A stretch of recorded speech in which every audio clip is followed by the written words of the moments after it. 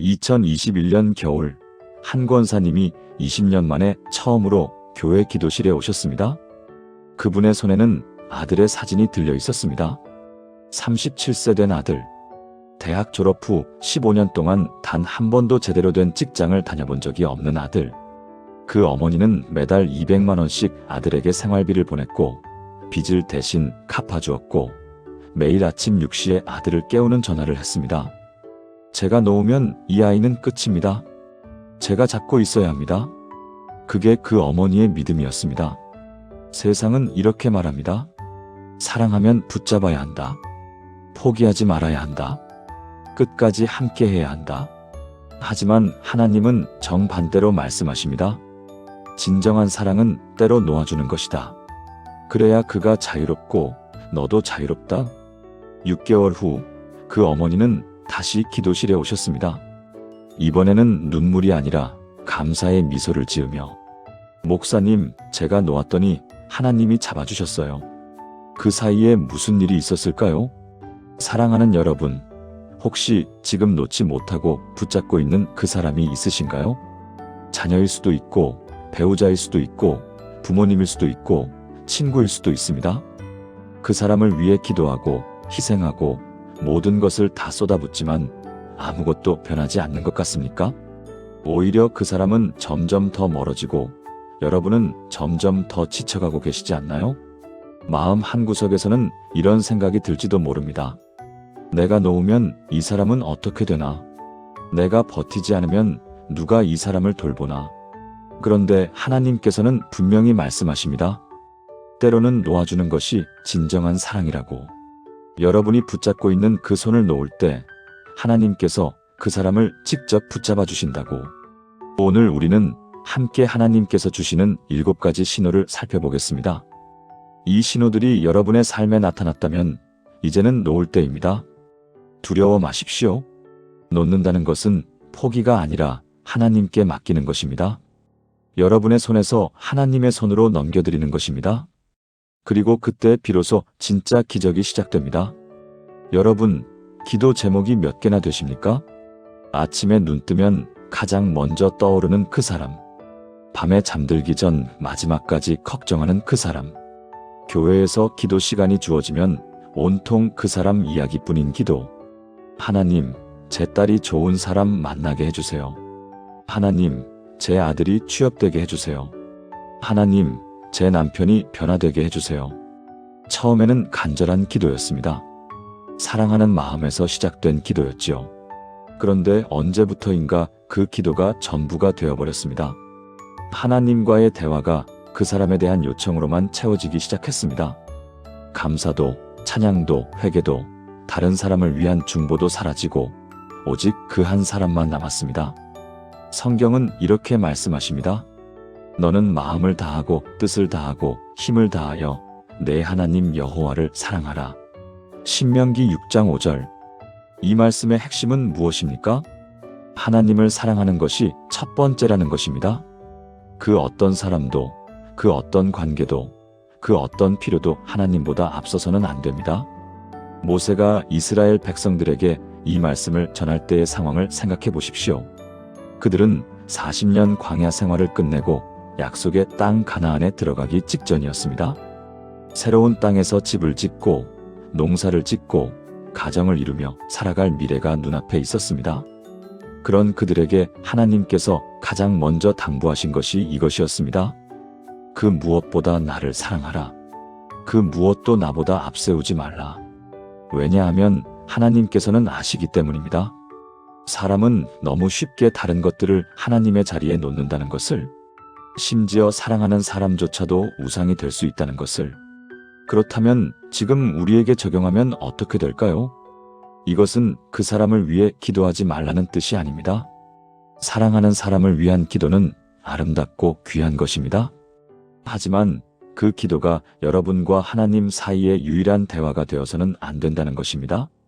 하나님과의 관계가 그 사람을 향한 요구로만 채워진다면 그것은 더 이상 관계가 아니라 거래입니다. 하나님, 제가 이렇게 기도하고 헌신하니까 제 아들 좀 바꿔주세요. 이것은 기도가 아니라 협상입니다. 진정한 기도는 하나님을 사랑하는 마음에서 시작됩니다. 하나님의 뜻을 구하고 하나님의 음성을 듣고 하나님과 교제하는 것입니다. 그 과정에서 우리가 사랑하는 사람을 위한 기도도 드리지만 그것이 전부는 아닙니다. 실제로 제가 목회하면서 만난 한 집사님의 이야기를 나누겠습니다. 인천에 사시는 이명숙 집사님, 당시 62세셨습니다. 집사님에게는 35세 된 딸이 있었는데 10년째 결혼을 하지 않고 있었습니다. 이 집사님은 매일 새벽 기도회에 나오셨습니다. 15년 동안 하루도 빠짐없이. 그런데 그 기도의 90%가 딸의 결혼에 대한 것이었습니다. 하나님, 제 딸에게 좋은 남자를 보내주세요. 하나님, 올해 안에 꼭 결혼시켜주세요. 하나님, 제 딸이 나이가 많아서 걱정입니다. 어느 날 제가 조심스럽게 여쭤봤습니다. 집사님, 요즘 하나님과의 관계는 어떠십니까? 집사님은 잠시 침묵하시더니 이렇게 대답하셨습니다. 목사님, 솔직히 말씀드리면 요즘 하나님께 화가 나 있습니다. 이렇게 매일 기도하는데 왜 응답이 없는지 모르겠어요. 그 순간 저는 깨달았습니다. 이 집사님에게 하나님은 기도 응답 자판기가 되어버렸다는 것을. 딸의 결혼이라는 동전을 넣으면 원하는 결과가 나와야 하는 기계처럼 여기고 계셨던 것입니다. 저는 집사님께 4주간의 기도 훈련을 제안했습니다. 첫 주 오직 감사와 찬양만 하기, 둘째 주 회개와 자신을 위한 기도만 하기, 셋째 주 다른 사람들을 위한 중보기도만 하기, 넷째 주 하나님의 뜻을 구하는 기도만 하기. 딸을 위한 기도는 한 달간 잠시 멈추는 것이었습니다. 처음에 집사님은 거부하셨습니다. 딸을 위해 기도하지 말라고요? 그럼 제가 뭘 기도합니까? 하지만 결국 시도해 보기로 하셨습니다. 첫 주가 지나고 집사님이 말씀하셨습니다. 목사님, 처음으로 하나님께 감사할 것이 이렇게 많다는 걸 알았어요. 둘째 주가 지나고 말씀하셨습니다. 제 안에 회개할 것이 이렇게 많은 줄 몰랐어요. 딸의 결혼만 생각하다가 제 교만과 조급함을 보지 못했습니다. 셋째 주가 지나고 말씀하셨습니다. 다른 사람들을 위해 기도하니까 제 마음이 넓어지는 것 같아요. 넷째 주가 끝나고 집사님은 눈물을 흘리며 고백하셨습니다. 목사님, 제가 하나님을 사랑한 게 아니라 제 딸의 결혼을 사랑했던 것 같아요. 하나님은 제 소원을 이루어 주시는 도구였습니다. 이제야 하나님을 하나님으로 만났습니다. 그리고 놀라운 일이 일어났습니다. 3개월 후 딸이 교회 청년부에서 만난 남자와 교제를 시작했고 1년 후에 결혼했습니다. 집사님이 하나님을 하나님의 자리에 모셨을 때 하나님께서 모든 것을 합력하여 선을 이루어 주셨습니다.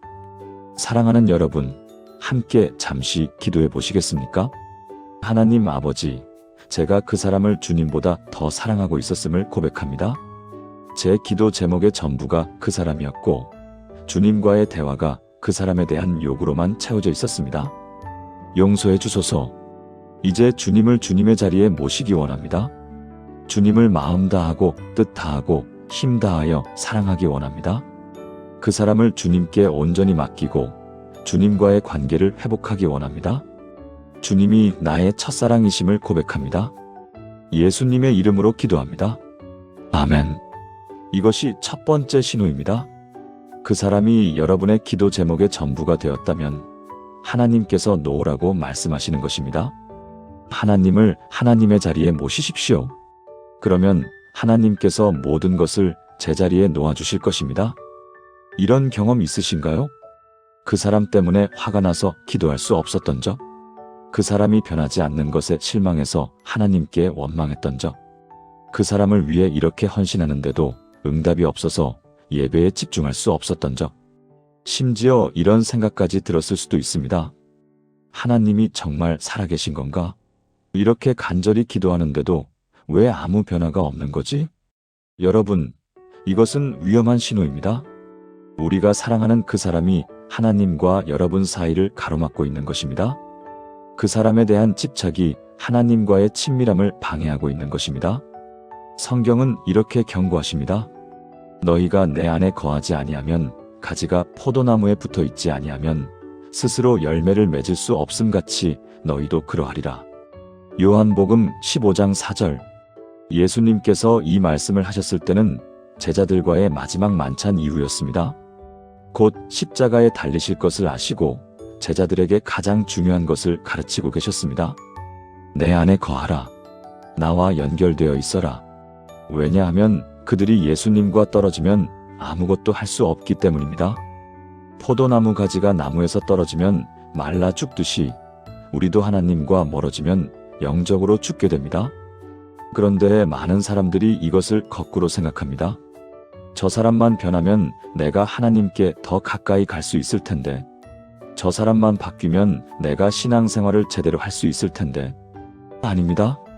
하나님과 먼저 가까워져야 모든 것이 바뀝니다. 하나님과의 관계가 회복되어야 그 사람을 향한 여러분의 태도도 바뀌고 상황도 바뀝니다.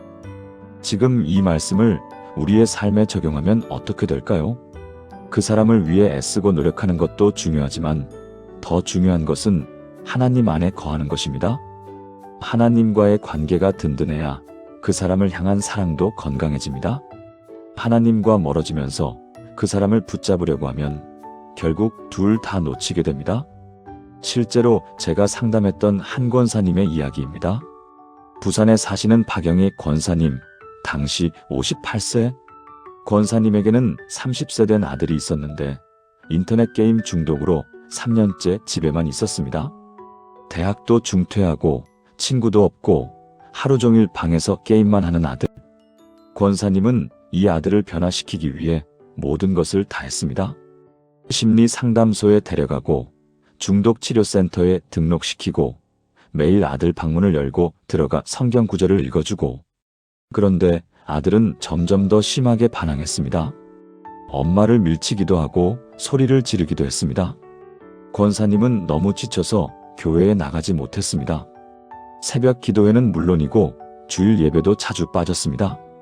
아들을 혼자 두고 어떻게 교회에 갑니까? 제가 집에 있어야 아들이라도 감시할 수 있습니다. 성경 읽기도 멈췄습니다. 기도도 형식적으로만 했습니다.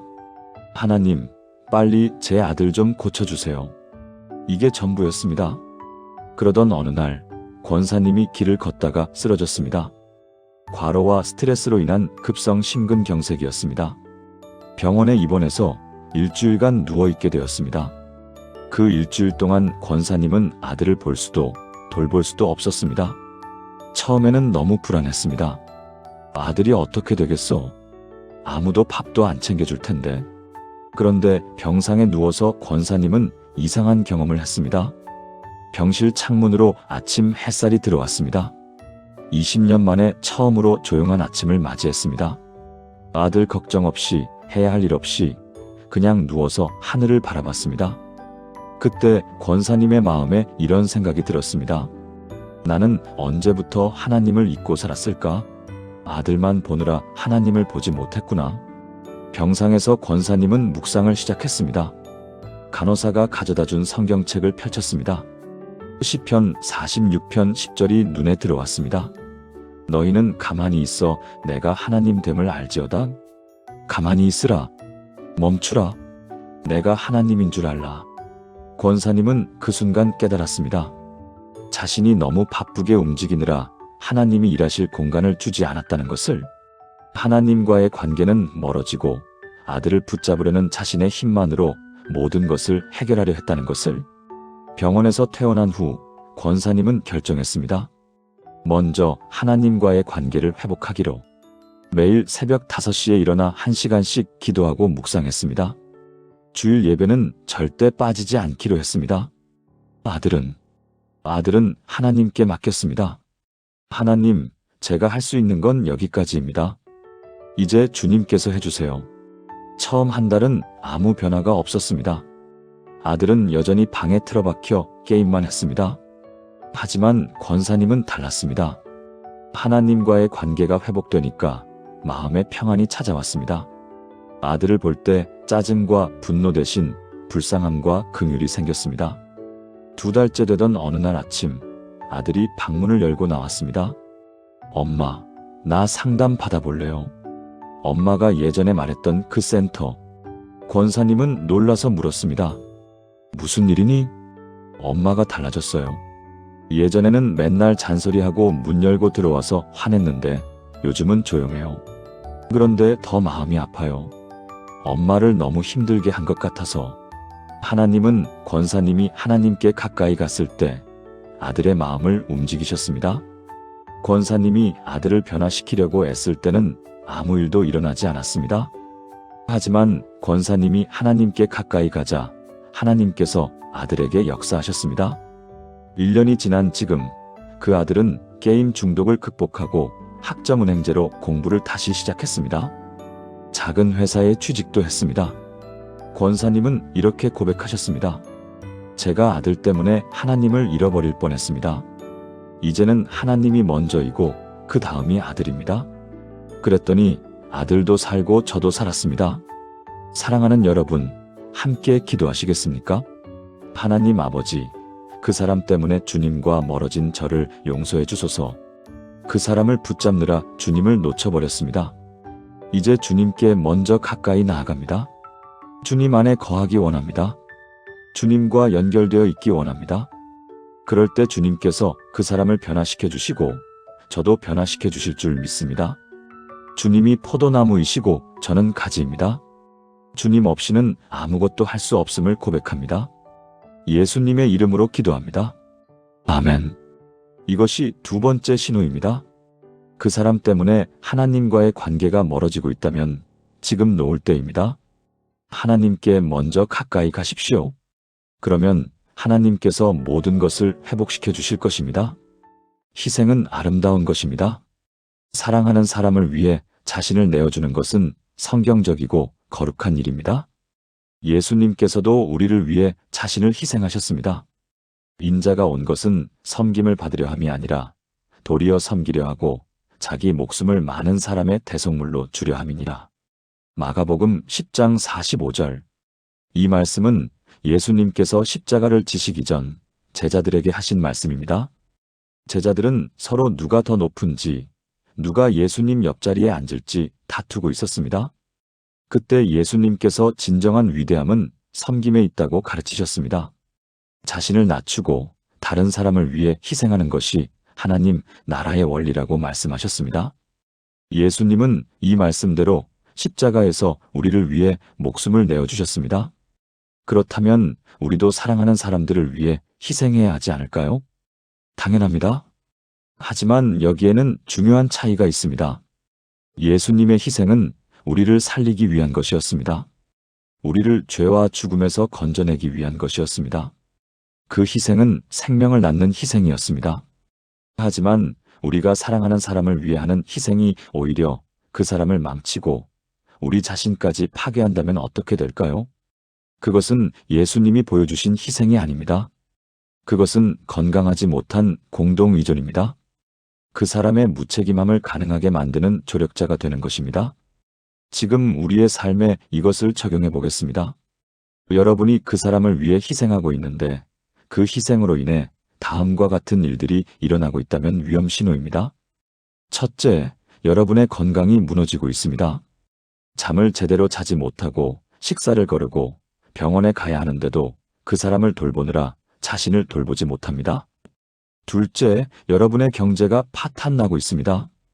그 사람의 빚을 대신 갚아주고 생활비를 대주고 급기야 빚까지 지면서 그 사람을 붙잡고 있습니다. 셋째, 여러분의 다른 관계들이 깨지고 있습니다. 배우자와의 관계, 다른 자녀들과의 관계, 친구들과의 관계가 모두 그 한 사람에게 희생되고 있습니다. 넷째, 가장 중요한 것은 그 사람이 전혀 나아지지 않고 있습니다.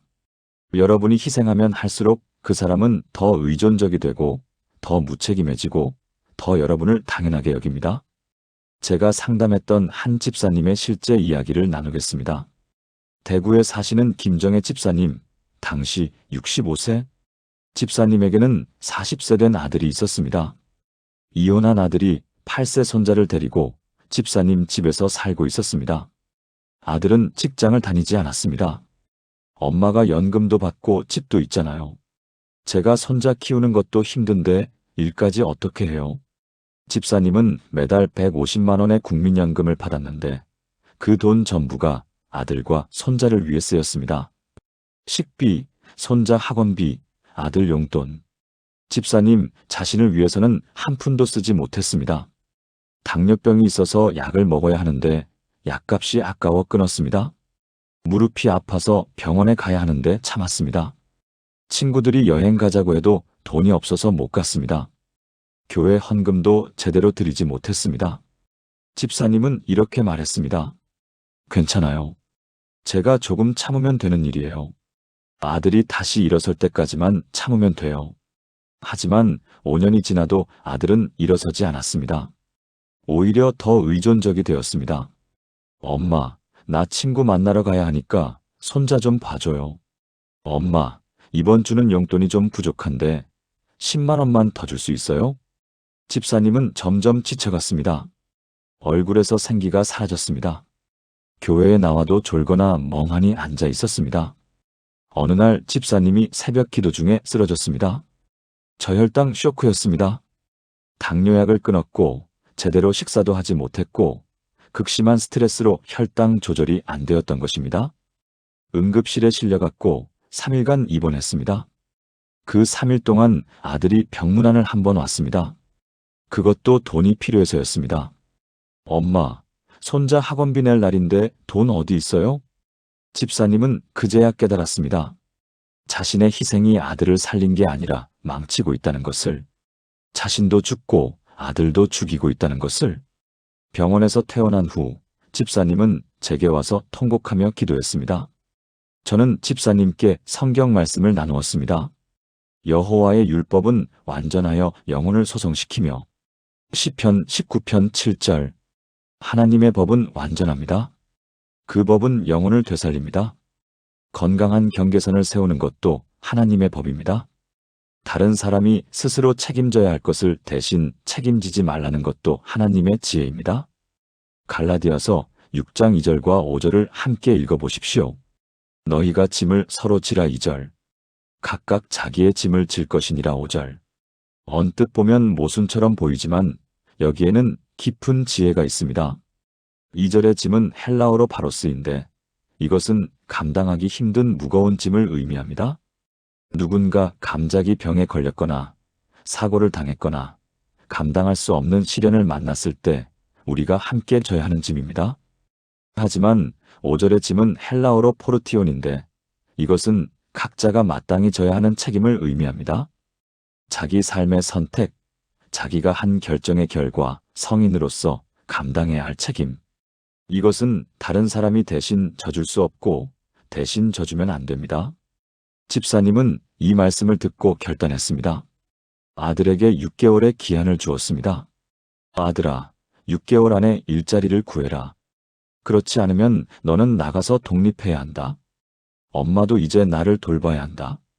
약도 먹어야 하고 병원도 가야 한다. 손자는 엄마가 도와줄 수 있지만 너의 삶은 내가 책임져라. 처음에 아들은 화를 냈습니다. 엄마가 그렇게 나오시면 저는 어떻게 살라고요? 하지만 집사님은 흔들리지 않았습니다. 매일 아들을 위해 기도했습니다. 하지만 아들의 책임을 대신 지는 것은 멈췄습니다. 3개월이 지났습니다. 아들이 편의점 야간 아르바이트를 시작했습니다. 5개월이 지났습니다. 아들이 낮에는 배달 일을 하고 밤에는 편의점에서 일했습니다. 힘들어했지만 처음으로 자기 손으로 번 돈으로 손자에게 신발을 사주었습니다. 6개월이 지난 날 아들이 집사님께 와서 말했습니다. 엄마, 제가 작은 원룸을 구했어요. 손자랑 나가서 살게요. 그동안 엄마한테 너무 기대서 살았어요. 이제 제가 책임지고 살겠습니다. 1년이 지난 지금 그 아들은 정규직으로 취직했습니다. 손자도 건강하게 자라고 있습니다. 무엇보다 아들이 달라졌습니다. 책임감 있는 아버지가 되었습니다.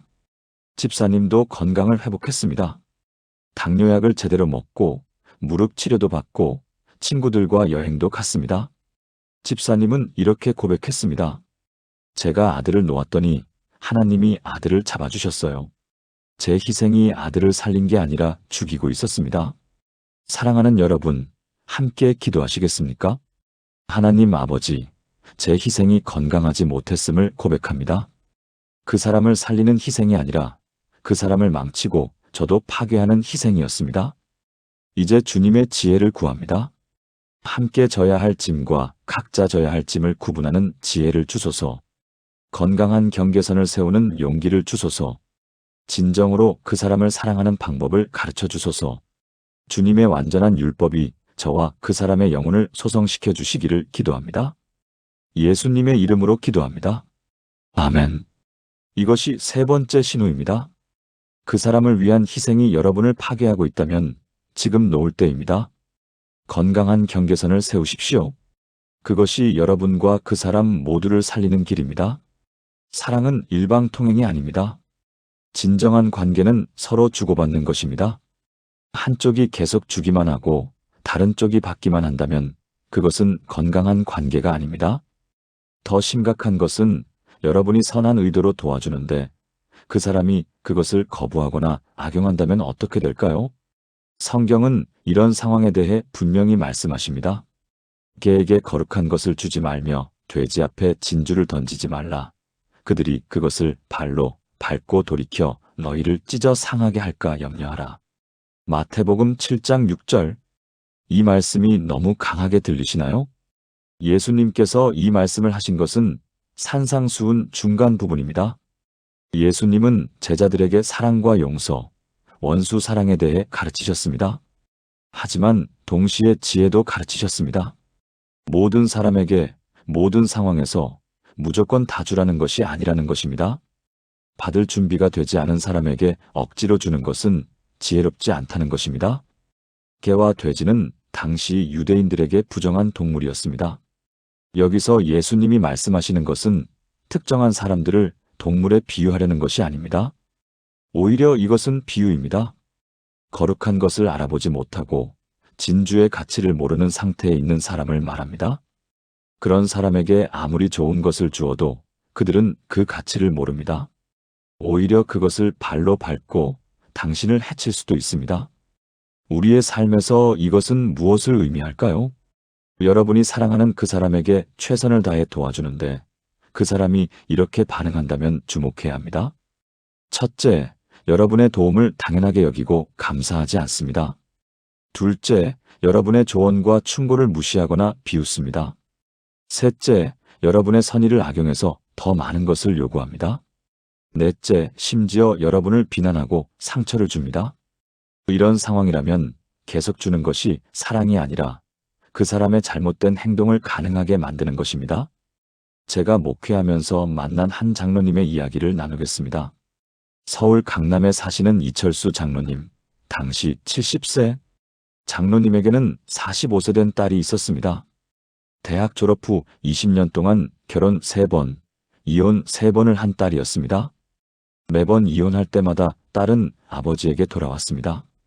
위자료도 재산 분할도 없이 빈손으로. 장로님은 매번 딸을 받아주었습니다. 집도 사주고 사업 자금도 대주고 생활비도 대주었습니다. 총 15년 동안 장로님이 딸에게 준 돈이 3억이 넘었습니다. 장로님의 노후 자금 대부분이었습니다. 그런데 딸은 어땠을까요? 돈을 받을 때는 아빠 사랑해요. 이번에는 정말 달라질게요 라고 말했습니다. 하지만 며칠 지나면 태도가 달라졌습니다. 아빠, 이 돈으로 뭘 하라고요? 서울에서 이 돈으로 무슨 사업을 해요? 아빠는 나한테 관심도 없으면서 돈으로 때우려고 하시네요. 다른 친구들 아빠는 얼마를 주는데 우리 아빠는 이것밖에 안 줘요. 장로님은 상처를 받았지만 참았습니다. 그래도 내 딸인데 내가 안 도와주면 누가 도와주겠어. 3년 전 딸이 4번째 남자를 만났습니다. 또 결혼하겠다고 했습니다. 결혼 자금으로 5천만 원을 요구했습니다. 장로님은 망설였습니다. 이번에는 뭔가 다른 느낌이 들었습니다. 장로님은 제게 상담을 요청하셨습니다. 목사님, 제가 또 도와줘야 할까요? 저는 장로님께 물었습니다. 장로님, 지난 15년 동안 주신 도움으로 따님이 달라졌습니까? 장로님은 고개를 저으셨습니다. 오히려 더 요구만 많아졌습니다. 그렇다면 이번에도 주시면 어떻게 될 것 같으십니까? 똑같을 것 같습니다. 우리는 함께 마태복음 7장 6절을 묵상했습니다. 그리고 장로님은 결단하셨습니다. 딸에게 편지를 썼습니다. 사랑하는 딸아, 아빠는 내가 정말 행복하기를 바란다. 하지만 아빠의 도움이 너를 행복하게 만들지 못했다는 것을 알았다. 오히려 네가 스스로 서는 것을 방해했던 것 같다. 이제 아빠는 더 이상 돈으로 도와주지 않을 것이다. 대신 매일 너를 위해 기도하겠다. 내가 하나님을 의지하고 스스로의 힘으로 살아가기를 바란다. 아빠는 언제나 너를 사랑한다. 딸은 화를 냈습니다. 전화로 소리를 질렀습니다. 아빠가 그렇게 나오시면 저는 아빠를 아빠로 생각하지 않겠어요. 장로님은 마음이 찢어졌지만 흔들리지 않았습니다. 6개월 동안 딸에게서 연락이 없었습니다. 장로님은 매일 딸을 위해 기도했습니다. 하지만 돈은 주지 않았습니다. 8개월째 되던 어느 날 딸이 교회로 찾아왔습니다. 예배 시간에 뒷자리에 조용히 앉아 있었습니다. 예배가 끝나고 장로님에게 다가왔습니다. 눈물을 흘리며 말했습니다. 아빠, 미안해요. 제가 너무 아빠를 이용했어요. 처음으로 제 힘으로 살아봤어요. 편의점에서 일하고 작은 원룸에서 살고 힘들었지만 제가 이렇게 살 수 있다는 걸 처음 알았어요. 아빠가 돈을 안 주셔서 감사해요. 그게 진짜 사랑이었어요. 1년이 지난 지금 딸은 안정적인 직장을 구했습니다. 결혼은 아직 하지 않았습니다. 대신 자기 자신을 먼저 찾아가고 있습니다. 교회에 나와서 신앙생활을 하고 있습니다. 장로님과의 관계도 회복되었습니다. 이제는 건강한 관계입니다. 장로님은 이렇게 고백하셨습니다. 제가 계속 주는 것이 사랑인 줄 알았습니다. 하지만 그것은 딸을 망치는 것이었습니다. 때로는 주지 않는 것이 진정한 사랑입니다. 사랑하는 여러분, 함께 기도하시겠습니까? 하나님 아버지, 제가 그 사람에게 계속 주는 것이 사랑인 줄 알았습니다. 하지만 그것이 그 사람을 더 의존적으로 만들고 저를 상처받게 했습니다. 지혜를 구합니다. 언제 주어야 하고 언제 주지 말아야 하는지, 진주를 누구에게 주어야 하고 누구에게는 주지 말아야 하는지, 그 사람이 제 도움을 거부하거나 악용한다면 놓을 용기를 주소서. 그것이 그 사람과 저 모두를 위한 사랑임을 믿게 하소서. 주님의 지혜로 사랑하게 하소서. 예수님의 이름으로 기도합니다. 아멘. 이것이 4번째 신호입니다. 그 사람이 여러분의 도움을 거부하거나 악용한다면 지금 놓을 때입니다. 진주는 그 가치를 아는 사람에게 주십시오. 그리고 그 사람을 하나님께 맡기십시오. 하나님께서 우리에게 주신 관계는 한 사람만이 아닙니다. 배우자, 자녀들, 부모님, 형제자매, 친구들, 교회 식구들. 우리 삶에는 소중한 관계들이 많이 있습니다. 그런데 그중 한 사람에게만 집중하다 보면 다른 모든 관계들이 무너지기 시작합니다. 이것은 하나님께서 원하시는 삶이 아닙니다. 성경은 이렇게 말씀하십니다. 형제를 사랑하며 서로 우애하고 존경하기를 서로 먼저 하며. 로마서 12장 10절. 사도 바울이 로마 교회에 보낸 이 편지는 공동체 안에서 어떻게 살아야 하는지를 가르칩니다. 서로라는 단어가 핵심입니다. 한 사람만을 위한 것이 아니라 서로를, 모두를 배려하라는 것입니다. 우리의 사랑과 관심이 한 사람에게만 집중되면 균형이 무너집니다. 다른 사람들은 소외감을 느끼고 상처를 받고 결국 관계가 파괴됩니다. 바울은 로마 교회 안에 여러 다른 배경을 가진 사람들이 있다는 것을 알았습니다. 유대인 출신도 있고 이방인 출신도 있고 부자도 있고 가난한 사람도 있었습니다. 만약 한쪽만 편애하면 교회 공동체가 깨집니다. 그래서 바울은 서로를 강조했습니다. 지금 우리의 삶에 이것을 적용해 보겠습니다. 여러분이 한 사람에게만 집중하느라 다음과 같은 일들이 일어나고 있다면 위험 신호입니다. 첫째, 배우자와의 관계가 소원해지고 있습니다. 자녀 하나에게만 집중하느라 남편이나 아내를 돌보지 않습니다. 둘째, 다른 자녀들이 상처받고 있습니다. 한 자녀에게만 모든 관심이 쏠리고 다른 자녀들은 나는 사랑받지 못한다고 느낍니다. 셋째, 친구들과의 관계가 끊어지고 있습니다. 그 사람 때문에 친구들을 만나지 못하고 전화도 받지 않고 점점 고립되어 갑니다. 넷째, 교회 공동체에서 멀어지고 있습니다. 그 사람을 돌보느라 교회 봉사도 못하고 소그룹 모임도 빠지고 다른 성도들과의 교제도 끊깁니다. 제가 목회하면서 만난 한 권사님의 이야기를 나누겠습니다. 수원에 사시는 최순자 권사님, 당시 64세. 권사님에게는 세 자녀가 있었습니다. 첫째 아들 42세, 둘째 딸 40세, 셋째 아들 36세. 문제는 셋째 아들이었습니다. 대학 졸업 후 취직을 못하고 30대 중반까지 집에서 백수로 지내고 있었습니다. 권사님은 셋째 아들에게 모든 것을 쏟아부었습니다. 매일 아침 아들 방을 청소하고 밥을 차려주고 빨래를 해주고 아들의 이력서를 대신 써주고 면접 일정을 대신 잡아주고 심지어 아들이 40만 원짜리 게임기를 사달라고 하면 사주었습니다. 그러는 동안 다른 자녀들은 어땠을까요? 첫째 아들은 결혼해서 아이 둘을 키우고 있었습니다. 어려운 형편의 친정 엄마의 도움이 필요했지만 권사님은 늘 바쁘다고 했습니다. 둘째 딸은 이혼한 후 혼자 아이를 키우고 있었습니다. 엄마에게 전화해서 엄마 힘들어요.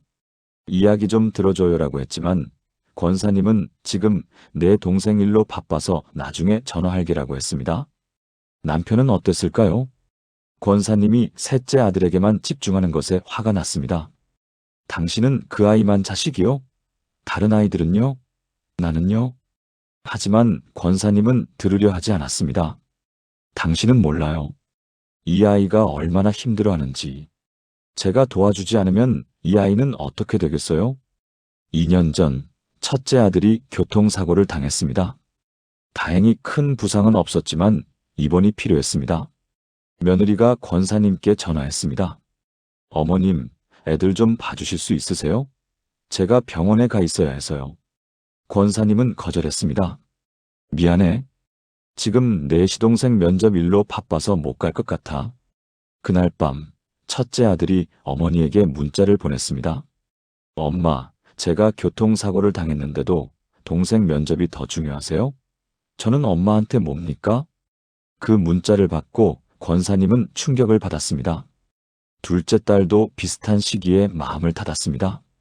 엄마, 저는 이혼하고 혼자 아이 키우는데 엄마는 한 번도 찾아오지 않으셨어요. 그런데 동생은 매일 챙기시네요. 이제 엄마한테 기대하지 않을게요. 남편은 더 이상 대화를 하지 않았습니다. 같은 집에 살지만 남남처럼 지냈습니다. 권사님은 모든 관계가 무너져 내리는 것을 느꼈습니다. 셋째 아들 하나를 잡으려다 나머지 모든 관계를 잃어버린 것입니다. 권사님은 교회로 달려와 제게 통곡했습니다. 목사님, 제가 뭘 잘못한 겁니까? 저는 그냥 셋째를 도와주려고 했을 뿐인데 모든 게 무너졌어요. 저는 권사님과 함께 로마서 12장 10절을 묵상했습니다. 서로라는 단어를 보세요. 한 사람만이 아니라 서로입니다. 권사님은 셋째에게만 집중하느라 다른 자녀들과 남편을 잃어버렸습니다. 권사님은 깨달았습니다. 자신의 사랑이 균형을 잃었다는 것을, 한 사람에 대한 집착이 다른 모든 관계를 파괴했다는 것을. 권사님은 변화하기로 결심했습니다. 첫째 아들에게 전화했습니다. 아들아, 엄마가 미안하다. 내가 사고 났을 때도 동생 일이 더 중요했던 엄마를 용서해다오. 둘째 딸을 찾아갔습니다. 딸아, 엄마가 너를 너무 소홀히 했구나. 이제부터 엄마가 내 곁에 있을게. 남편에게 말했습니다. 여보, 당신 말이 맞았어요. 제가 셋째만 보느라 당신과 다른 아이들을 잃어버릴 뻔했어요. 그리고 가장 중요한 결정을 했습니다. 셋째 아들에게 말했습니다. 아들아, 엄마가 너만 돌보느라 다른 가족들을 상처 입혔어. 이제 엄마는 모두를 사랑할 거야. 너도 이제 스스로 살아갈 때가 됐어. 셋째 아들은 처음에는 반발했습니다. 하지만 6개월이 지나자 변화가 일어났습니다. 스스로 알아서 밥을 먹고 빨래를 하고 방을 청소했습니다. 1년 후에는 작은 회사에 취직했습니다. 그리고 놀랍게도 다른 가족들과의 관계가 회복되었습니다. 첫째 아들과 며느리가 주말마다 아이들을 데리고 왔습니다. 둘째 딸도 마음을 열고 엄마와 대화를 시작했습니다. 남편과의 관계도 예전처럼 따뜻해졌습니다. 권사님은 이렇게 고백했습니다. 제가 하나를 잡으려다 모든 걸 잃을 뻔했습니다. 이제는 모두를 사랑합니다.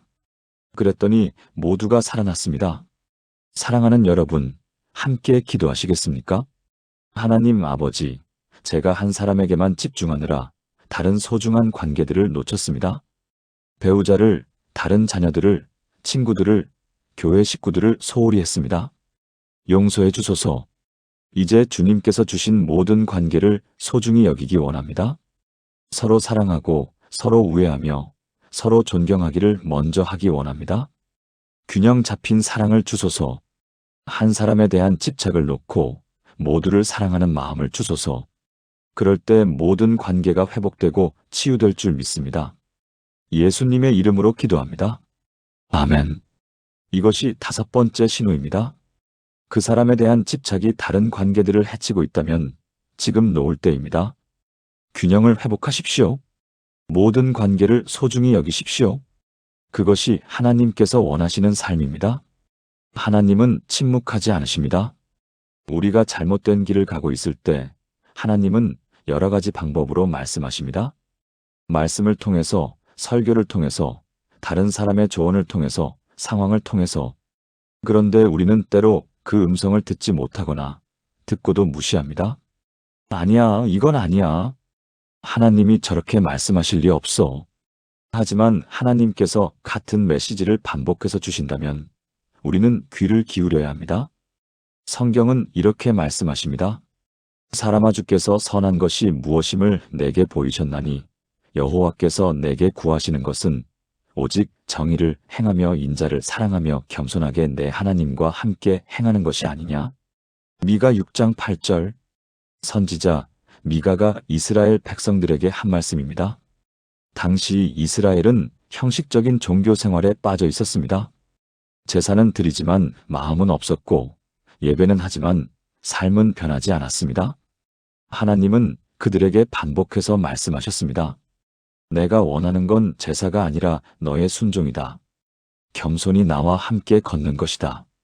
겸손하게 내 하나님과 함께 행하는 것. 이것이 핵심입니다.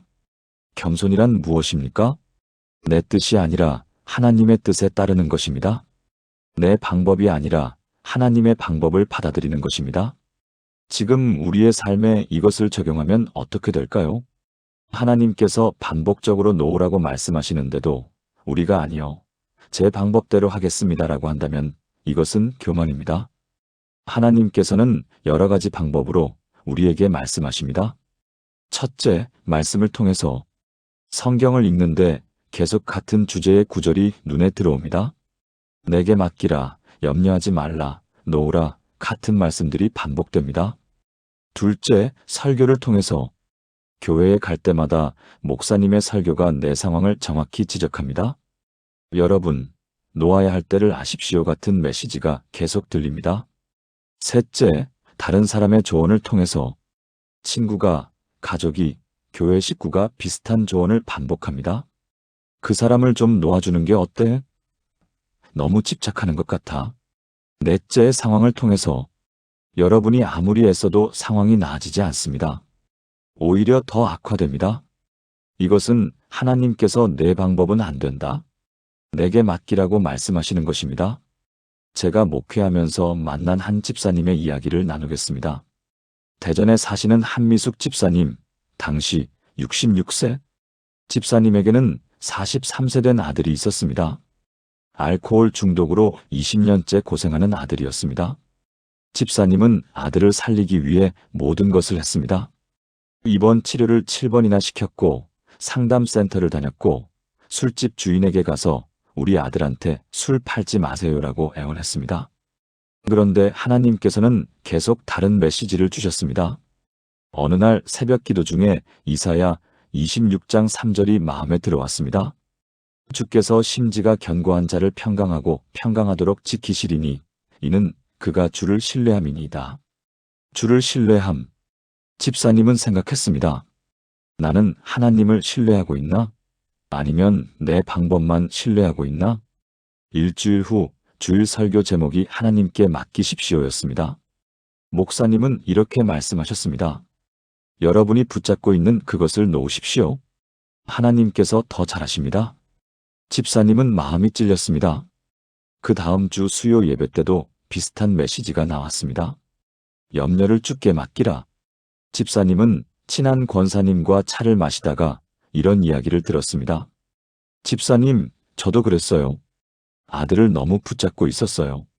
그런데 놓았더니 하나님이 일하시더라고요. 집사님은 깨달았습니다.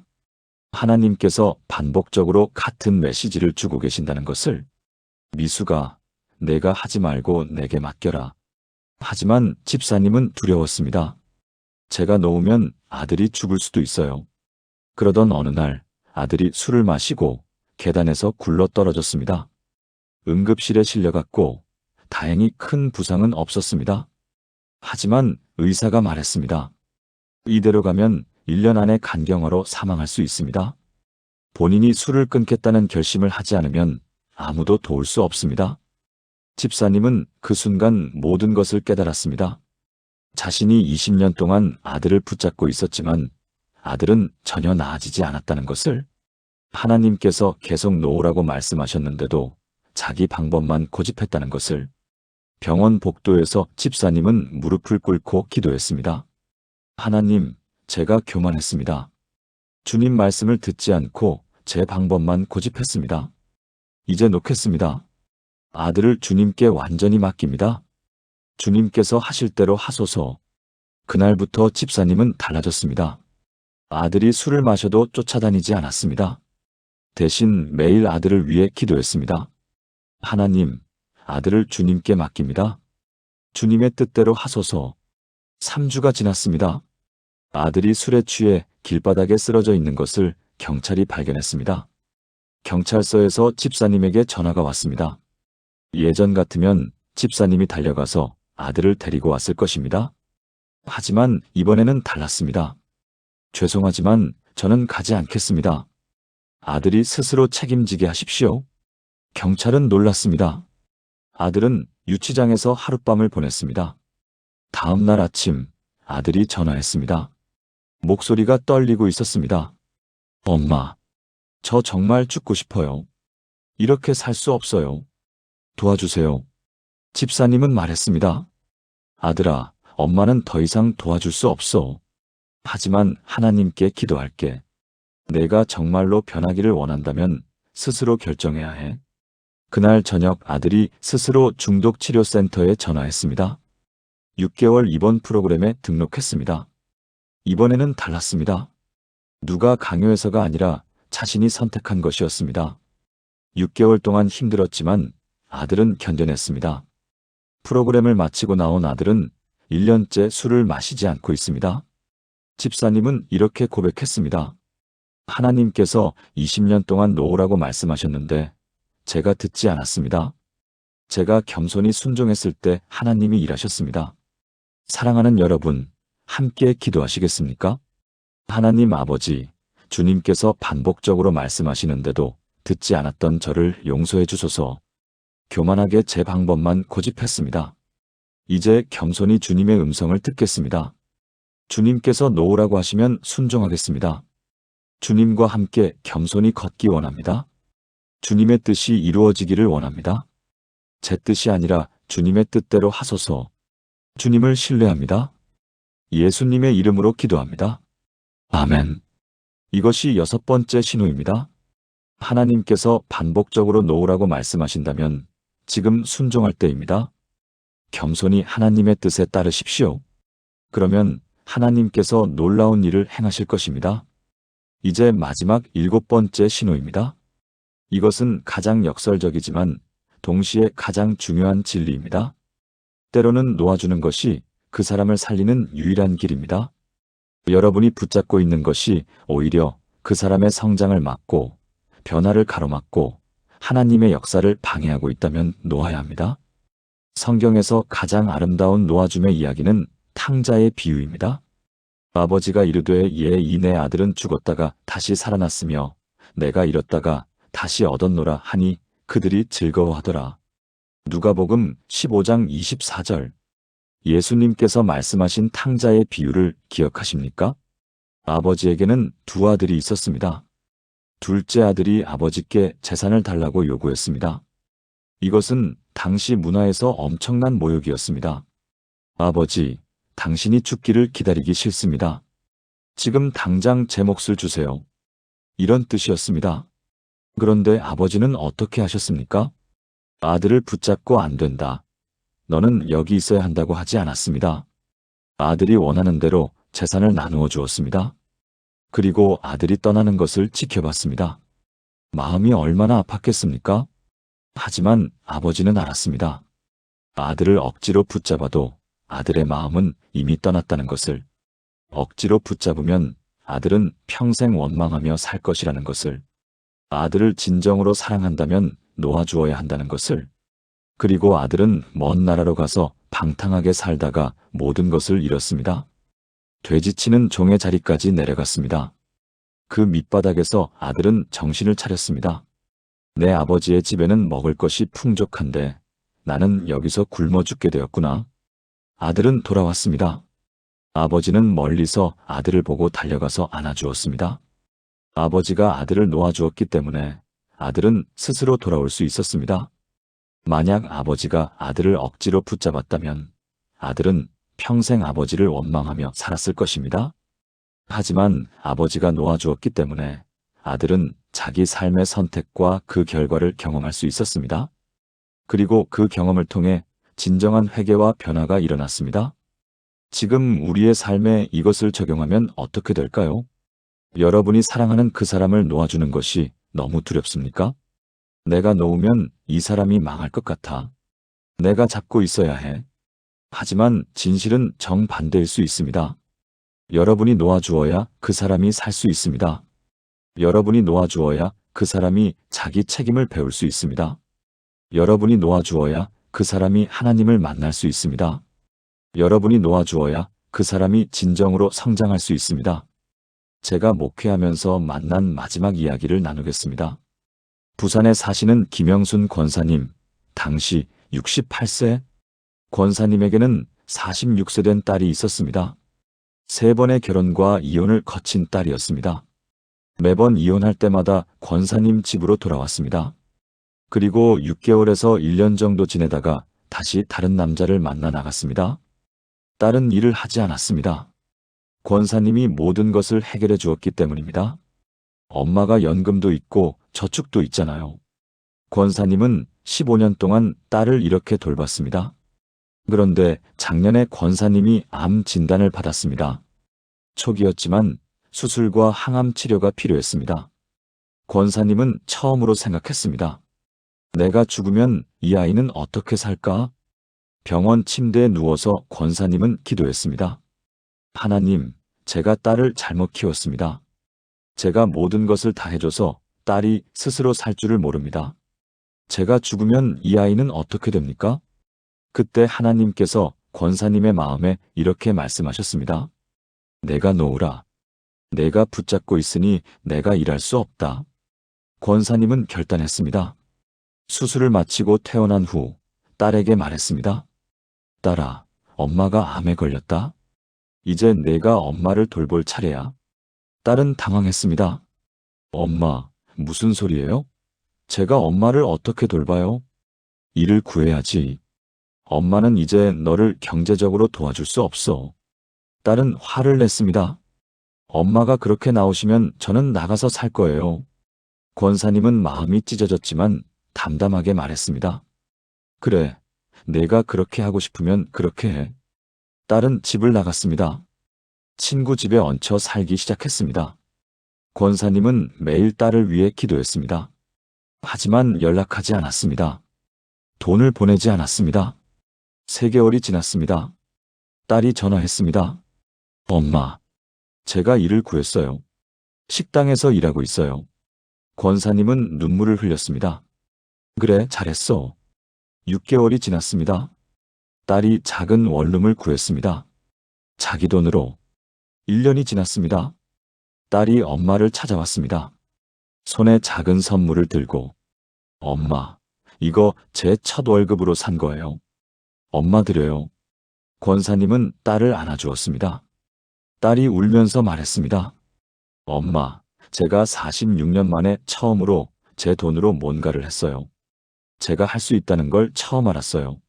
엄마가 저를 놓아줘서 감사해요. 2년이 지난 지금 딸은 안정적인 직장에 다니고 있습니다. 더 이상 남자에게 의지하지 않습니다. 자기 발로 서서 살고 있습니다. 권사님의 암도 완치 판정을 받았습니다. 권사님은 이렇게 고백했습니다.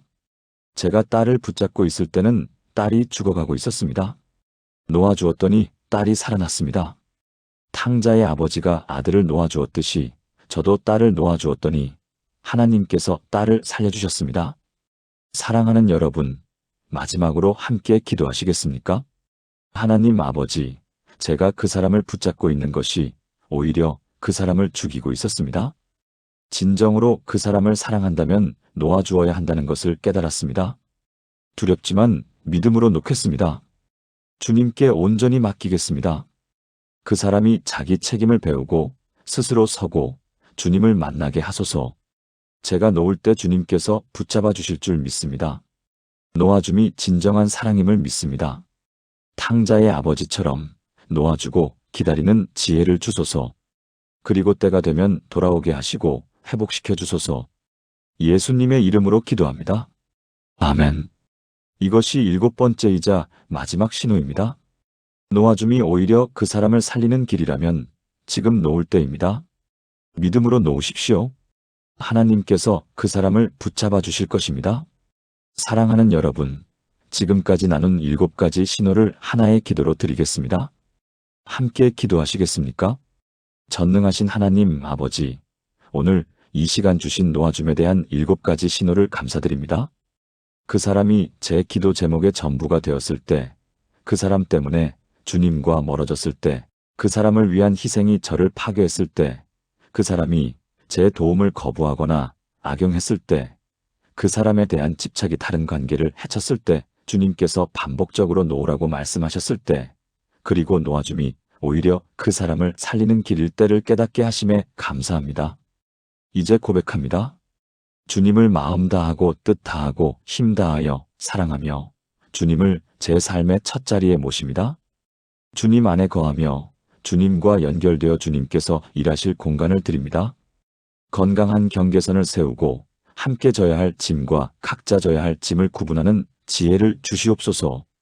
진주를 그 가치를 아는 사람에게 주며 모든 관계를 균형 있게 사랑하게 하소서.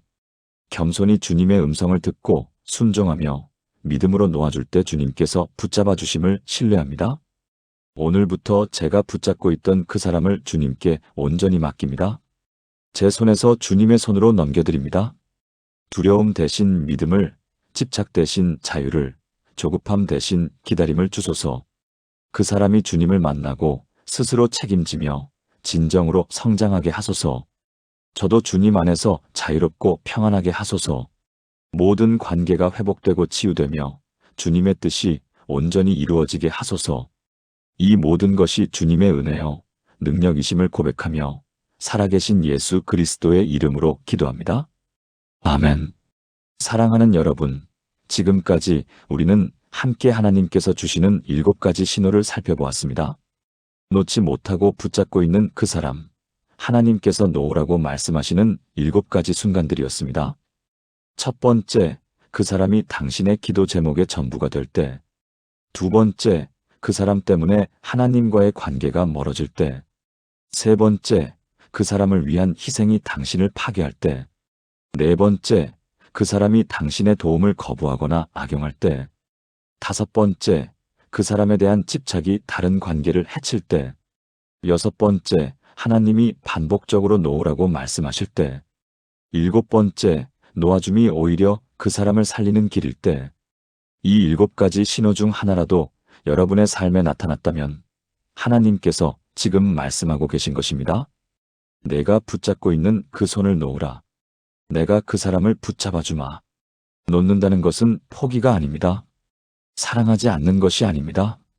오히려 진정한 사랑입니다. 그 사람을 여러분의 손에서 하나님의 손으로 넘겨드리는 것입니다. 여러분의 힘으로는 한계가 있지만 하나님의 능력은 무한합니다. 여러분의 지혜로는 부족하지만 하나님의 지혜는 완전합니다. 여러분이 할 수 있는 것은 제한되어 있지만 하나님께서 하실 수 있는 것은 무한합니다. 두려워하지 마십시오. 놓을 때 그 사람이 떨어지는 것이 아닙니다. 하나님의 손 안으로 들어가는 것입니다. 여러분이 놓을 때 그 사람이 망하는 것이 아닙니다. 오히려 그 사람이 하나님을 만나고 스스로 서고 진정으로 성장하는 것입니다. 탕자의 아버지가 아들을 놓아주었을 때 아들은 돌아왔습니다. 권사님들이 자녀를 놓아주었을 때 자녀들이 살아났습니다.